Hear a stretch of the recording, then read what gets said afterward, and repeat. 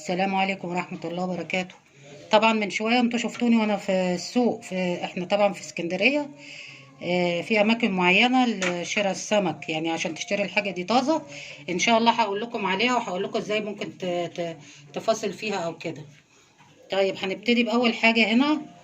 ده السمك اسمه الشراغيش. انا النهارده لما نزلت السوق لقيته ما شاء الله طازه خالص. بيتعرف طازه منين؟ تغطي على السمكه كده بتحس ان هي جامده، عينها بتلمع. الشراغيش من جوه بتاعتها لونها احمر، تتفتح بالعافيه. فدي معروفه، دي اسمها شراغيش. بتتجاب طبعا من البحر. كل الحاجه اللي انا جايباها سمك بحر. بصيت لقيت بسم الله ما شاء الله في بوري. البوري ده ببطروخ طبعا. هي ده تقريبا الموسم بتاعه عشان مال الدنيا.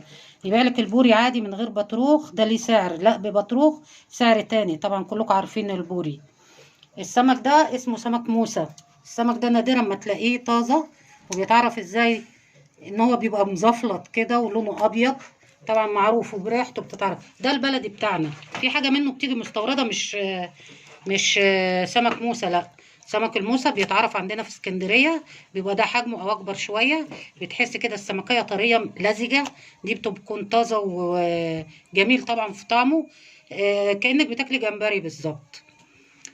طبعا الجندوفلي البعض يعرفه او البعض ما يعرفوش. بس ده معروف جدا عندنا في اسكندرية. يعني عامل زي ام الخلول، بس هو ايه اكبر شوية.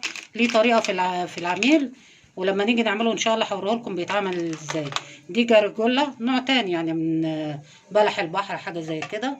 يعني بيبقى سعرها حلو معقولة. يعني انا جبت ده الكيلو عامل 50 جنيه النوع ده. طبعا الكابوريا، عايزه اقول لكم ازاي تعرفوا الكابوريا النتايات من الذكوره. دي نتايات، ودي بتكون سعرها اغلى شويه، لان ديت بتبقى مبطرخه. تعرفها ازاي الذكر من النتايه؟ النتايه بتبقى كده كنزه، ودي بتبقى الحته دي واضحه قوي فيها. اظن انتوا شفتوها خلاص، عرفتوا ان دي السمك النتايات. اما الذكوره بتكون اكبر ولونها افتح، عاطيه اللون الازرق. الحته دي بتبقى اصغر شويه في الذكر. بس كطعم للكابوريا بتكون طبعا النتايات افضل. انا وريتكم مجموعه الاسماك اللي انا كنت بكوس بشتريها النهارده. طبعا في ناس اكيد منكم هتعرف يعني ايه بكوس. دي معروف فيها، ده في اسواق هناك كتيره. اسواق للسمك، اسواق للخضار، اسواق لكل حاجه. ده الحاجات اللي انا اشتريتها اليوم ان شاء الله لما نيجي نعمل الجندوف، لان ليه طريقه معينه. لو انت عندك مثلا في القاهره الحاجات دي بتجيبيها، ليها طريقه واسلوب في التنظيف وفي السلق. الفيديو الجاي بأمر الله هنوريكم ازاي هنعمل الجندوفلي ده وطريقته والطحينة بتاعته. اما بالنسبة للسمك موسى ده عشان تبقوا عارفين هو ما بيتعملش كده. انت بتيجي عند الحتة اللي فوق دي كده، دي بتتشال. الجلدة دي لازم يتنضف الاول. ياك تطلع معايا، هي بتبقى صعبة لان السمكة طازة بتطلع بالعافية. المهم الحتة دي بتتشال وتتفتح حتة صغيرة وهي نظيفة ما فيهاش اي حاجة. يلا السلام عليكم.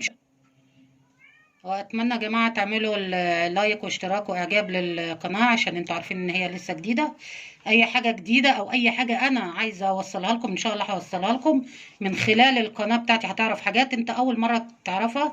ده جزء بسيط بس من اللي انا ظاهراه ليكم. ويا رب اشوف تعليقاتكم ايه اللي عجبكم وفين الحاجه دي بتتجاب واسعارها بيكون ايه. انا هقول لكم. السلام عليكم ورحمه الله.